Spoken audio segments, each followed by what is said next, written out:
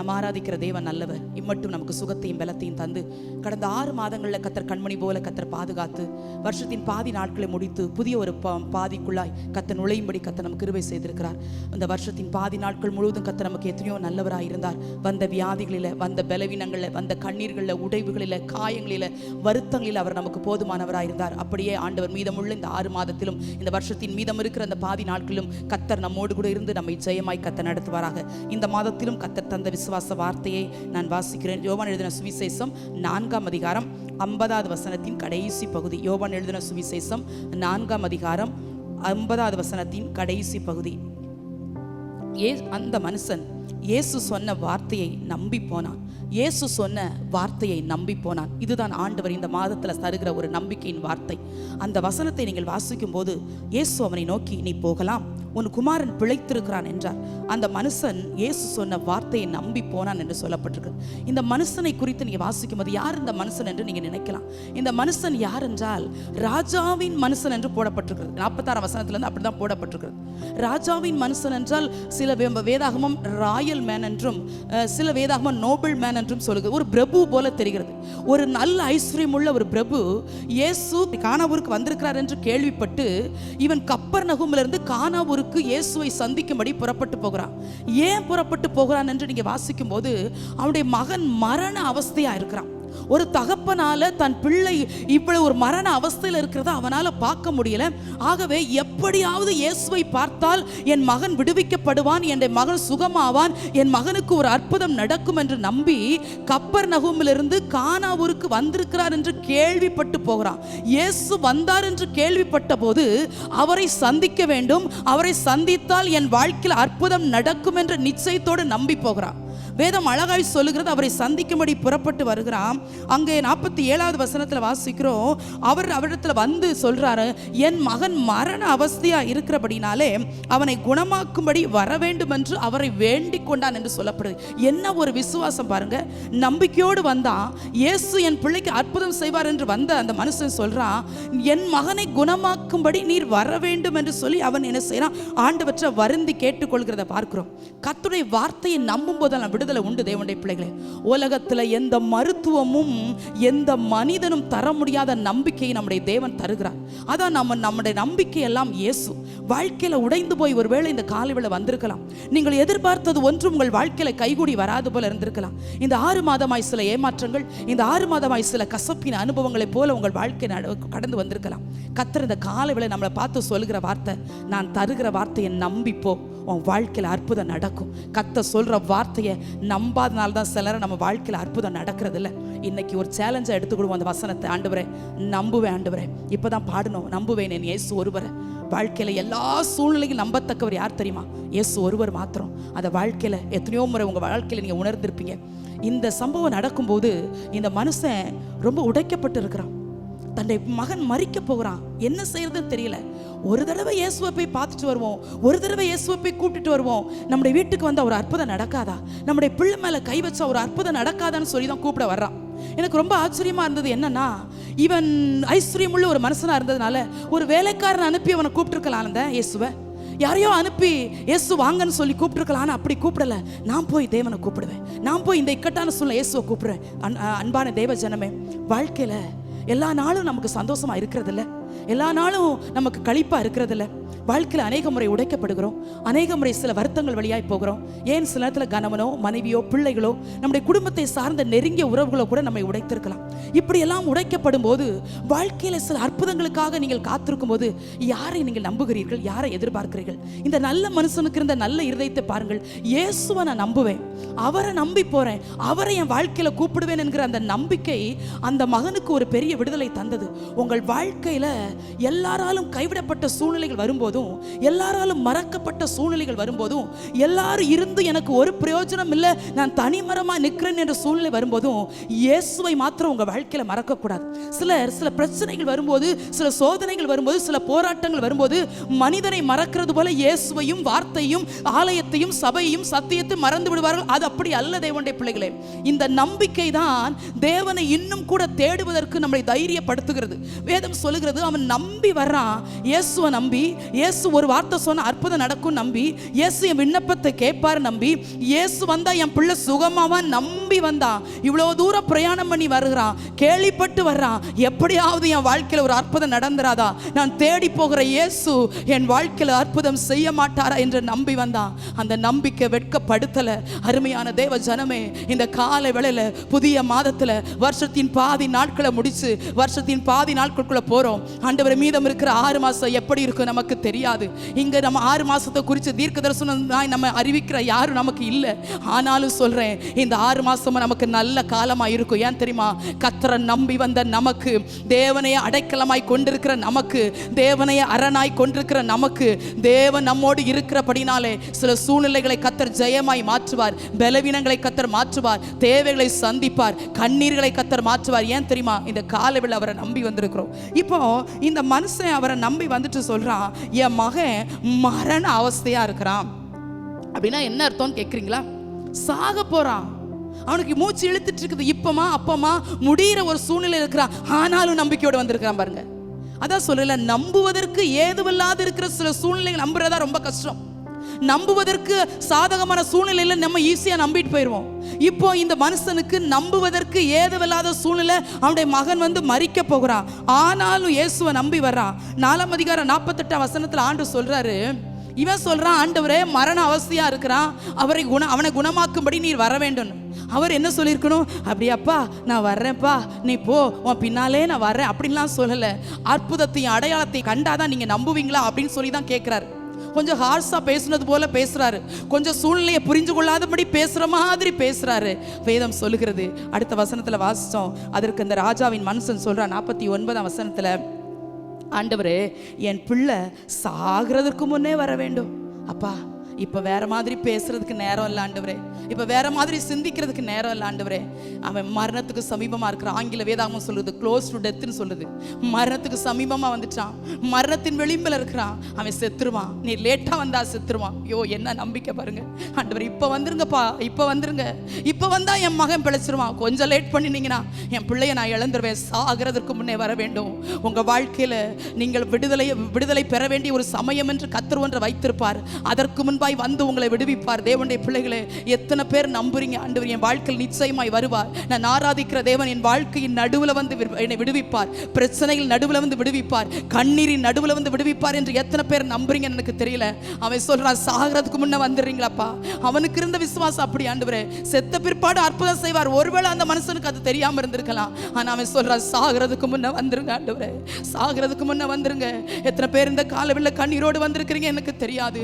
இதே நிலைமை நீடிக்குமானால், கர்த்தர் அற்புதம் செய்கிற நாட்கள் தாமதிக்குமானால், நான் வெட்கப்பட்டு போனது போல இருக்குமோ, என் குடும்பம் தலை குனிந்து போனது போல இருக்குமோ, நான் நம்பி இருக்கிற நம்பிக்கை தோற்று போனது போல இருக்குமோ என்று சொல்லி நீங்கள் ஒருவேளை கண்ணீரோடு இந்த காலையில் வந்திருக்கலாம். சாகிறதுக்கு முன்பாய் கர்த்தர் அற்புதம் செய்தது போல உங்கள் குடும்பத்தில் மற்ற மனுஷரால சில நிர்பந்தமான சூழ்நிலை வழியா நீங்கள் கடந்து சென்று கொண்டிருக்கும் போது, இந்த குடும்பம் வாழாது, இந்த குடும்பம் தழைக்காது, இந்த குடும்பத்தில் இவர்கள் எண்ணினது நடக்காது என்று சொல்லி அநேகர் உங்கள் குடும்பத்தை பார்த்து கை நீட்டி பரிகசிக்கும் போது, அப்படிப்பட்ட சூழ்நிலைகள் வருவதற்கு முன்பதாகவே கர்த்தர் உங்களை விடுவிப்பார். சத்துரு நாள் குறிப்பதற்கு முன்பதாகவே அவர் நமக்காக நல்ல நாட்களை, நீதியின் நாட்களை தந்து நம்மை விடுவிக்கிற தேவனா இருக்கிறார். இவன் சொல்ற, ஆண்டவரே கொஞ்சம் லேட் பண்ணாம வந்துருங்க, சாகிறதுக்கு முன்னே வந்துருங்கன்னு சொல்லி கூப்பிடுறான். அப்பதான் 50ஆவது வசனத்துல சொல்றார், இயேசு அவனை நோக்கி, நீ போகலாம், உன் குமாரன் பிழைத்திருக்கிறான் என்றார்.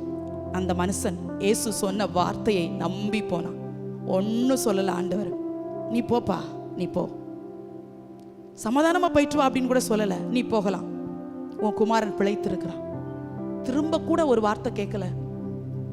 அப்படியே ஆண்டவரே என் பிள்ளை பிழைச்சிட்டானா, நான் நம்பலாமா? ஏன்னா அடுத்த வீடு இல்லை, அங்கே தேவனுடைய பிள்ளைகளை அடுத்த வீடு இல்லை எட்டி பார்க்கறதுக்கு.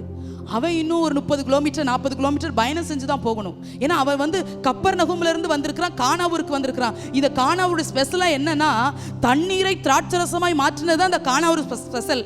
அதனால இந்த ஊருக்கு ஆண்டவர் மறுபடியும் வந்திருக்கிறாரா, அப்போ என் வாழ்க்கையில வருவார், என்னுடைய குடும்பத்தில் அற்புதம் செய்வார் நம்பி வந்திருக்கிறான். இப்போ ஆண்டவர் சொல்றார், நீ போகலாம், உன் குமாரன் பிழைத்திருக்கிறான் என்று சொன்ன உடனே வேதம் சொல்கிறது, அவன் இயேசு சொன்ன வார்த்தையை நம்பி போனா ஒரு கொஸ்டின் கேட்கல. அவன் பிழைக்கிறதுக்கு சாதாரணமான வியாதி இல்ல, ஜுரம் தான் சொல்லப்பட்டிருக்குது. ஆனா கடுமையான ஒரு ஜுரம், மரணத்துக்கு ஏதுவான ஜுரத்தினால் பாதிக்கப்பட்டது போல தெரிகிறது. அப்படி இருக்கிற சூழ்நிலையில பிழைத்திருக்கிறான்ங்கிற சொன்ன அந்த ஒரு வார்த்தையை நம்பிட்டு போறான் பாருங்க. அங்கதான் அந்த மனுஷனை ரொம்ப ஹைலைட்டா நம்ம பார்க்க வேண்டியிருக்குது. இயேசு சொன்ன வார்த்தை நம்பி போனா நம்ம நான் என்ன நினைச்சிருப்போம், ஆண்டவரே நீங்கள் வீட்டுக்கு வராமல் சுகமாகுமா?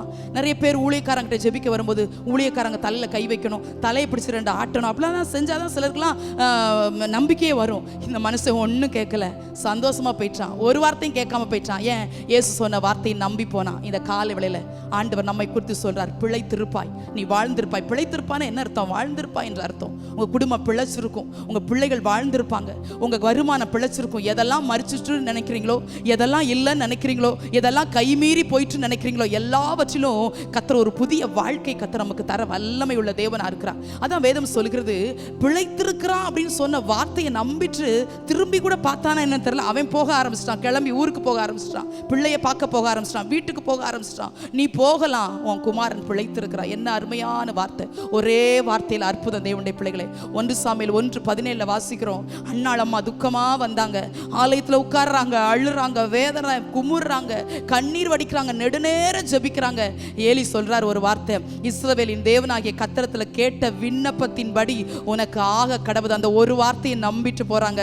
வேதம் சொல்லுகிறது, அன்னாள் அப்புறம் துக்கமுகமா இருக்கல, அவங்க அப்புறம் போஜனம் செய்தாங்கன்னு சொல்லப்பட்டிருக்குது. அந்த நம்பிக்கையின்படியே கர்த்தர் அன்னாளுக்கு சாமுவேல் மாத்திரமல்ல, மேலும் குமாரையும் குமார்த்திகளையும் கொடுத்து கர்த்தர் ஆசீர்வதிச்சாரு. சில நேரம் நம்புறதில்லை நம்ம, அதனால வாழ்க்கையில் அற்புதம் நடக்கல. இன்னைக்கு ஆண்டவர் சொல்கிற வார்த்தையை நம்புங்க. ஆண்டவர் நீங்க சொல்ற வார்த்தையை நம்பி போவேன். ஆண்டவரே, பலவீனமா கர்த்தரை நம்பி பாருங்க, போராட்டமா கர்த்தரை நம்பி பாருங்க, தேவைகளா கர்த்தரை நம்பி பாருங்க, உபத்திரவமா கர்த்தரை நம்பி பாருங்க, நிந்தையா அவமானமா எந்த சூழ்நிலையா இருந்தாலும் நம்புவதற்கு ஒருவர் உண்டு. அடிக்கடி சொல்றேன்ல, அந்த நம்பிக்கையின் பெயர் தான் இயேசு. நாம் ஆராதிக்கிற சிலர் பாருங்க, டாக்டர் சொன்னதெல்லாம் நம்புவாங்க, மனுஷன் சொன்னதெல்லாம் நம்புவாங்க, ஆனா ஆண்டவர் சொன்ன வார்த்தையை நம்ப மாட்டாங்க. அந்த வேடிக்கையா ஒரு கதை உண்டு. ஒரு மனுஷன் வயல்ல வேலை பார்த்துட்டு இருக்கிறான். வயலில் வேலை பார்த்துட்டு இருக்கும் போது திடீரென்று அவன் மயங்கி விழுந்துடுறான். வேகமாய் அவருக்கு 4 பிள்ளைகள். அந்த 4 பிள்ளைகளும் கொண்டு போய் ஹாஸ்பிட்டல் அட்மிட் பண்ணுறாங்க. எங்கள் அப்பா வேலை செஞ்சுட்டு இருந்தாரு, வேலை செய்யும் போது மயங்கி விழுந்துட்டாரு அப்படின்னு சொல்லும்போது அந்த டாக்டர் செக் பண்ணி சொல்கிறாங்க, எப்பா ஒரு 5 நிமிஷத்துக்கு முந்தி கொண்டு வந்திருக்க கூடாதா, உங்கள் அப்பா மறிச்சிட்டாரு அப்படின்னு சொல்கிறாங்க. உடனே வேற வழி இல்லை, அப்பா மறிச்சிட்டாரு அப்படின்னு சொல்லி அடக்கத்துக்கு ஏற்பாடு பண்ணி எல்லாம் செஞ்சு அப்பாவை குளிப்பாட்டி வண்டியில் வச்சுட்டு அடக்கம் பண்ணுறதுக்கு கொண்டு போயிட்டு இருக்கிறாங்க. கொண்டு போகும்போது அந்த வண்டி லேசாக அசையும் போது இவர் ஆழ்ந்த ஒரு ஹோமா ஸ்டேஜில் இருந்தார், ஒரு மயக்க நிலையில் இருந்தவர். அந்த வண்டி அசையும் போது அவருக்கு ஜீவன் எஞ்சி உட்காந்துட்டாரு. எஞ்சி உட்காந்தா எல்லாம் பாட கட்டி கொண்டு போயிட்டு இருக்கிறாங்க. அவர் சொல்றாரு, நான் உயிரோடு இருக்கிறேன், என்னை எதுக்கு என்னை எதுக்கு அடக்கம் பண்ண கொண்டு போறீங்கன்னு. அப்போ அந்த பிள்ளைங்க சொன்னாங்களாம், டாக்டரே சொல்றாரு நீ செத்துட்டேன்னு, உனக்கு 5 தெரியுமா, டாக்டரே சொல்றாரு நீ செத்துட்டேன்னு, உனக்கு உயிர் இல்லைன்னு சொன்னாங்களாம். அது மாதிரி வேடிக்கையா அந்த கதை இருந்தாலும் நம்முடைய வாழ்க்கையில மனுஷன் சொன்னது, ஏத்த வீட்டுக்காரங்க சொல்றது, பக்கத்து வீட்டுக்காரங்க சொல்ல, யாரெல்லாமோ சொல்றதெல்லாம் நம்புறோம். ஆனா இயேசு சொல்ற வார்த்தையை நம்புறது இல்ல. விசுவாசத்தை குறித்து ஒரு முழு பிரசங்கத்தை கேட்டா கூட சிலரை நமக்கு நம்பிக்கை வர்றதில்ல. ஒரு வார்த்தை தான் பேசினாரு, ரொம்ப அக்கறையா பேசுனது போல தெரியல, ரொம்ப அக்கறையா விசாரிச்சது போல தெரியல. ஆனா ஒரே ஒரு வார்த்தை அற்புதத்தை செய்து, ஒரே ஒரு வார்த்தை குணமாக்குச்சு, ஒரு வார்த்தை விடுதலை தந்துச்சு. கர்த்தருடைய பிள்ளைகளை நம்பிக்கையோடு போங்க, நம்பிக்கையோடைய சிறைகளை அரணுக்கு திரும்புங்கள், இரட்டிப்பான நன்மையை தருவேன், அதை இன்றைக்கே தருவேன் என்று வாக்கு கொடுத்தாரே. சங்கீதம் 16:1 சொல்கிறது, நம்ம நம்பி இருக்கிற தேவனை என்னை காப்பாற்றும். என்ன இக்கட்டில் அந்த சங்கீதத்தை எழுதினாருன்னு தெரியல, ஆனா சொல்றாரு, ஆண்டவரே உங்களை நம்பி இருக்கிறப்பா, என்னை காப்பாற்றுங்க. சங்கீதம் 56:11 சொல்றாரு, தேவனே உம்மை நம்பி இருக்கிறேன், நான் பயப்படேன், மனுஷன் எனக்கு என்ன செய்வான் என்று சொல்கிறார். அந்த 56ஆம் சங்கீதத்தின் தலைப்பை நீங்க வாசித்து பார்த்தீங்கன்னா, பெலிஸ்தியர் அந்த தாவீதை பிடிச்சிட்டாங்க. அந்த கடினமான சூழ்நிலையில சொல்றாரு, ஆண்டவரே நான் உம்மை நம்பி இருக்கிறேன்ப்பா, நான் பயப்படவே மாட்டேன், மனுஷனால எனக்கு என்ன செய்ய முடியும். அதுதான் தேவனுடைய பிள்ளைகள். மனுஷன் என்ன செஞ்சிருவான், சூழ்நிலை என்ன செஞ்சிரும், வியாதி என்ன செஞ்சிரும், போராட்டம் என்ன செஞ்சிரும், நம்பிக்கைக்குரிய தேவன் நம்ம வாழ்க்கையில் இருக்கிறாரே, அப்பயே நம்ம சோர்ந்து போகணும், அப்பயே நம்ம கவலைப்படணும், அப்பயே நம்ம கண்ணீர் வடிக்கணும். அவர் கூப்பிட்டா நம்முடைய மத்தியில் வருகிற தேவன், அவரை நோக்கி வேண்டும் போதெல்லாம் நமக்கு பதில் தருகிற நல்ல தேவனா இருக்கிறாரு. சங்கீதம் 71:1 தாவீது சொல்லுகிறார், நான் உம்மை நம்பி இருக்கிற ஆண்டவரே, நான் துக்கம் அடையாதபடி செய்யும் என்று தாவீது சொல்கிறார். நிறைய இடத்துல நம்பிக்கை குறித்து பேசுறாரு. ஏன்னா தாவீதுடைய வாழ்க்கையில நம்புவதற்கு ஏதுவில்லாத சூழ்நிலைகளையா போயிட்டு இருக்கிறாரு. ராஜரீக அபிஷேகம் தலைமையில இருந்துச்சு, ஆனா நம்புகிற மாதிரி சூழ்நிலை இல்லை. ஆனா அதன் மத்தியிலும் தேவனை நம்புகிறார். ரோமர்ல ஒரு வசனம் உண்டு, ரோமர் 4:18 ஆபிரகாமை குறித்து சொல்லுகிறது, நம்புவதற்கு ஏதுவில்லாத இருந்து விசுவாசிச்சானா. என்ன ஒரு நம்பிக்கைவோ, என்ன ஒரு விசுவாசம். நம்பவே முடியல. ஆபிரகாமுடைய சரீரம் செத்து போச்சு, சாராளுடைய கற்பம் செத்து போச்சு, 2 பேருக்கும் செத்து போச்சு. ஆனா விசுவாசம் சாகாம இருந்ததுனால, அவங்க சரீரம் பலவீனமா இருந்தாலும் அவங்க விசுவாசம் பலவீனமா இல்லாததுனால, அதான் 21 வசனம் சொல்லுது, ரோமர் 4:21, தேவன் வாக்குத்தத்தம் பண்ணதை நிறைவேற்றுவார் என்று முழு நிச்சயமாய் நம்பினான். என்ன ஒரு நம்பிக்கை. அதான் விசுவாச தகப்பன் என்று வேதம் ஆபிரகாமை அடையாளப்படுத்துகிறது. நம்பிக்கை இல்லாம வந்தீங்கன்னா இன்னைக்கு நம்பிக்கையோட வீட்டுக்கு போறீங்க. எந்தெந்த காரியத்துல நம்பிக்கையை குழி தோண்டி புதைச்சு இதுல இனி நம்பிக்கையே இல்லைன்னு சொன்னீங்களோ, அந்த காரியத்துல பிழைப்பு உண்டாகும், அந்த காரியத்துல செழிக்கும், அந்த காரியத்துல வாழ்வு உண்டாகும்படி கர்த்தர் உங்களை ஆசீர்வதிப்பார். வேதம் சொல்கிறது. இப்ப 50 வசனத்துல ஆண்டவர் சொல்றாரு, இயேசு சொன்ன வார்த்தையை நம்பி போறான். 51 வசனத்துல பார்க்கிறோம், அவன் போகையில் அவனுடைய ஊழியக்காரர் அவனுக்கு எதிர்கொண்டு வந்து, உம்முடைய குமாரன் பிழைத்திருக்கிறான் என்று அறிவித்தார்கள். தனி மனுஷனா தான் வந்தது போல தெரியுது. ஏன்னா ரொம்ப டிப்ரெஷன்ல இருக்கிறான், ரொம்ப ஒடுங்கி போயிட்டான். என் பிள்ளைக்கு ஒரு அற்புதம் நடக்காதா, என் பிள்ளைக்கு ஒரு அற்புதம் நடக்காதான்னு சொல்லி தனியாய் ஓடி வந்த ஒரு மனுஷனை இப்ப வேலைக்காரங்க சந்திக்கும்படி வர்றாங்க. எதுக்கு கூப்பிட வர்றாங்க அப்படின்னா, உம்முடைய குமாரன் பிழைத்திருக்கிறான்னு சொல்றதுக்கு வந்திருக்கிறாங்க. நல்லா கவனிங்க, தேவனுடைய பிள்ளை வீட்டுக்கே போகல. இன்னும் இவர் போய் வீட்டில் போய் பிள்ளை சுகமா இருக்கிறத, பிள்ளை எழும்பி உட்கார்ந்ததை பார்க்கல. மரண போராட்டத்தில் இருக்கும் போதே இயேசுவை தேடி வந்த மனுஷன் இப்போ அவங்க வந்து சொல்றாங்க, உன் குமாரன் பிழைத்திருக்கிறான் அப்படின்னு சொல்றாங்க. உடனே இந்த மனுஷன் அப்படியான்னு கேட்டதோடு மட்டுமல்ல, அவன் சொல்றான், எப்ப சுகமானா. என்ன ஒரு அந்த விசுவாசம் மனுஷன் பாருங்க, எப்போ சுகமானான்னு கேட்குறாங்க. உடனே அந்த வேலைக்காரங்க சொல்றாங்க, நேற்று 7ஆம் மணி நேரத்தில் ஜுரம் அவனை விட்டது. அவர் நேற்று எப்போ இயேசுவோடு பேசினானோ அப்பவுமே அற்புதம் நடந்துச்சு. எப்போ இயேசுவோடு கான்வர்சேஷன்ல நின்று, ஆண்டவரே என் வீட்டுக்கு வரணும், என் குமாரன் மரண அவஸ்தையா இருக்கிறான், ஒரு வார்த்தை சொன்ன விடுதலை ஆவான், அதனால என் வீட்டுக்கு வரணும் நம்பி கூப்பிட்டால, கூப்பிட்டு கொண்டு இருக்கும் போதே விடுதலை, தேவன்கிட்ட பேசி கொண்டிருக்கும் போதே விடுதலை, ஆண்டவரை வருந்தி கேட்கும் போதே விடுதலை, இங்கு ஆராதித்து கொண்டு போதே விடுதலை, இந்த வசனத்தை கேட்டுக்கொண்டிருக்கும் போதே விடுதலை. என்னென்ன காரியத்தை மனதில் வச்சு சுமக்க முடியாம வந்தீங்களோ, இல்லைன்னா சுமந்து கொண்டு வந்தீங்களோ எனக்கு தெரியாது. ஆனா இங்க இருக்கும் போதே விடுதலை, ஆண்டவர் சமூகத்தில் காத்திருக்கும் போதே விடுதலை, அவருடைய வசனத்தை நம்பிக்கையோடு தியானிக்கும் போதே கர்த்தர் விடுதலை தருவா. எப்ப விடுதலையானா, இயேசு பிழைத்திருக்கிறான் சொன்ன போதே விடுதலை. ஹல்லேலூயா. எவ்வளோ பெரிய தேவனை சேவிக்கிறோம் பாருங்க. அப்போ கேட்கிறான், 53 வசனம் சொல்லுகிறது, குமாரன் பிழைத்திருக்கிறான் என்று இயேசு தன்னுடைய சொன்ன மணி நேரம் அதுவே என்று தகப்பன் அறிந்து அவனும் அவன் வீட்டார் அனைவர் விசுவாசித்தார். அப்போ என்ன தெரியுது, இந்த குடும்பம் ரட்சிக்கப்படாத குடும்பம் போல தெரியுது. இதுவரைக்கும் இயேசுவை நம்பலங்க. இயேசுன்னா அற்புதம் செய்வார் நம்பி இருந்தாங்க, விடுவிப்பாரு, ரட்சிப்பாரு, இவர் தான் உண்மையான தெய்வம், எதுவும் தெரியாது. ஆனா அந்த ஒரு வார்த்தை, பிழைத்திருக்கிறான், உன் குமாரன் பிழைத்திருக்கிறான், நீ போகலாம் என்று சொன்ன ஒரு வார்த்தை முழு குடும்பத்தையும் ரட்சிப்புக்குள்ள வழி நடத்துச்சு. நம்பிக்கைக்குரிய தேவன் இந்த காலவெளியில் சொல்றாரு, மரண அவஸ்தையிலிருந்து அவனுடைய குமாரனை கர்த்தர் விடுதலையாக்கி பிழைக்க வைத்தார். ஒரு ஆங்கில வேதாகமம் இப்படி டிரான்ஸ்லேட் பண்ணியிருக்கு, the man took Jesus at his word அப்படின்னு சொல்லப்பட்டிருக்குது. அப்போ அந்த மனுஷன் அந்த வார்த்தையை எடுத்துட்டு போனானா அப்படின்னு ஒரு டிரான்ஸ்லேஷன் சொல்லுது. நம்பி போனான் என்று சொல்லப்பட்டாலும் அந்த மனுஷன் அந்த வார்த்தை எடுத்துட்டு போனான். இன்னைக்கு அந்த வார்த்தையில சுகத்தை எடுத்துட்டு போறீங்க, விசுவாசத்தோட ஆசீர்வாதத்தை எடுத்துட்டு போறீங்க, நன்மை எடுத்துட்டு போறீங்க, ஜெயத்தை எடுத்துட்டு போறீங்க, வெற்றி எடுத்துட்டு போறீங்க. நம்ம இந்த மனுஷன் நம்பி போறான். அந்த முழு குடும்பம் ரட்சிக்கப்பட்டது. கடைசி வசனம் சொல்லுகிறது, இது ஆண்டவர் செய்த 2ஆம் அற்புதமாய் வேதத்துல பதிவு பண்ணப்பட்டிருக்குது. முதல் அற்புதம் கானாவூர்ல நடந்துச்சு, 2ஆம் அற்புதம் ஒரு வீட்டுல இல்ல, இந்த மனுஷன் தேடி வந்து தெருவில் நின்று தான் நிச்சயமா பேசியிருப்பார் நினைக்கிறேன். ஆண்டவர் இந்த வார்த்தையின்படியே இந்த குடும்பத்தில் ஒரு பெரிய அற்புதத்தை செய்தார்.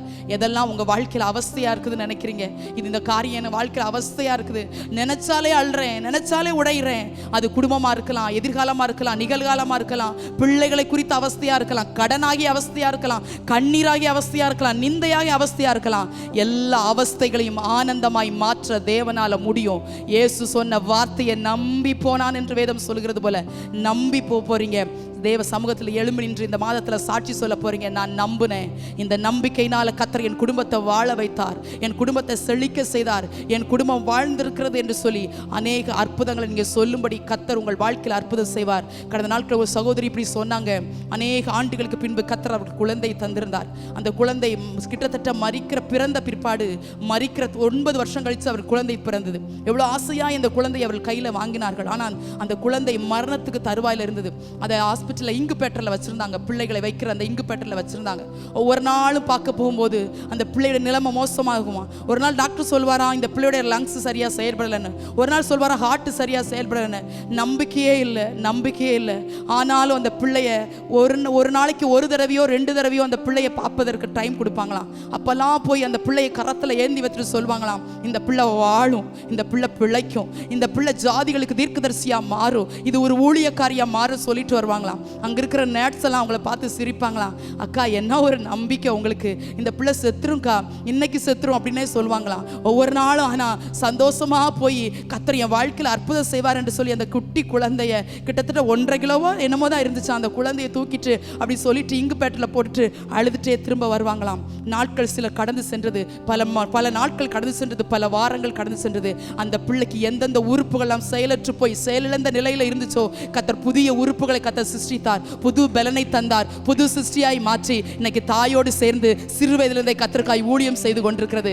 நம்பிக்கையின் தேவன், நம்பிக்கை வெட்கப்படுத்தாது. சந்தோஷமா இப்படி எழும்பி நிற்கலாமா? ஒரு வார்த்தை, ஒரே ஒரு வார்த்தை, பிழைத்திருக்கிறான் என்று சொன்ன ஒரு வார்த்தையில இவ்வளவு பெரிய அற்புதம் நடந்துச்சுன்னா இன்னைக்கு சொல்லுங்க அப்பா, ஒரு வார்த்தை சொல்லி என்னை அனுப்பி வச்சிருங்க ஆண்டவரே.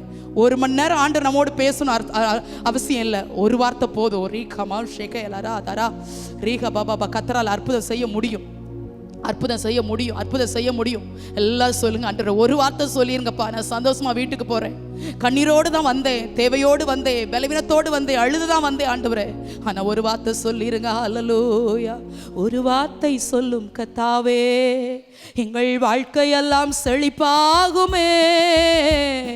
ஒரு வார்த்தை சொல்லும் கர்த்தாவே, உம் வார்த்தையிலே சுகம், உம் வார்த்தையிலே மதுரம், உம் வார்த்தையிலே சுகம், உம் வார்த்தையிலே மதுரம், உம் வார்த்தையிலே எல்லாம் சந்தோஷம், உம் வார்த்தையிலே எல்லாம் சந்தோஷம், உம் வார்த்தையிலே சுகம், உம் வார்த்தையிலே மதுரம், உம் வார்த்தையிலே சுகமும் மதுரம், உம் வார்த்தையிலே எல்லாம் சந்தோஷம், உம் வார்த்தையிலே எல்லாம் சந்தோஷம். ஒரு வார்த்தை சொல்லும் கர்த்தாவே, எங்கள் வாழ்க்கையெல்லாம் செழிப்பாகுமே. ஒரு வார்த்தை சொல்லும் கர்த்தாவே. எல்லாரும் சொல்லலாமா? ஆண்டவரே ஒரு வார்த்தை சொல்லுங்க. ரேகா மௌ சந்தனா லீக பௌரதா சிகேதன மனபா. பிழைத்திருக்கிறார் என்று சொன்ன ஒரு வார்த்தையில மரித்து போக வேண்டிய அந்த குமாரன் பிழைத்தது போல தேவ பிள்ளையே, உன் குடும்பம் பிழைக்கும், உன் வருமானம் பிழைக்கும், உன் எதிர்காலம் நன்றாய் இருக்கும். இயேசு சொன்ன வார்த்தை நம்பி போங்க, விடுதலை உண்டு, ஜெயம் உண்டு. ஓரா மௌஷிகா தரா. நம்பிக்கையோடு நம்பிக்கையோடு இயேசு சொல்லுகிறா, நீ வாழ்ந்திருப்பா. ரே மலாவ் ஷகாத் அரியாத்தனா. அவஸ்தை மாறி, மரண அவஸ்தை மாறி வாழ்வடைந்தது போல ரீகா பாபா. இதுவரைக்கும் சில அவஸ்தைகள் உங்களை பின்தொடர்ந்து வந்திருக்கலாம், சில போராட்டங்கள் வழியாய் பின்தொடர்ந்து வந்திருக்கலாம், சில பலவீனத்து வழியாய் நீங்கள் வந்திருக்கலாம். இந்த 7வது மாதத்தின் இந்த அதிகாலை வேளையில சில அவஸ்தைகளை கர்த்தர் ஆனந்தமாய் மாற்றுகிறார். சில அவஸ்தைகள் உங்களுக்கு ஆரோக்கியமாய் மாறுகிறது. ராகா தாரா பாபா லீபா ரே மாமா ஷீகா. நீங்க தேடி வந்தது தெய்வத்தை, நீங்க நம்பி இருக்கிறது கர்த்தருடைய வார்த்தையை. இந்த நம்பிக்கை உங்களை வெட்கப்படுத்தாது. எல்லார் கரங்களை தட்டி கர்த்தர் நாமத்தை மகிமைப்படுத்தலாம்.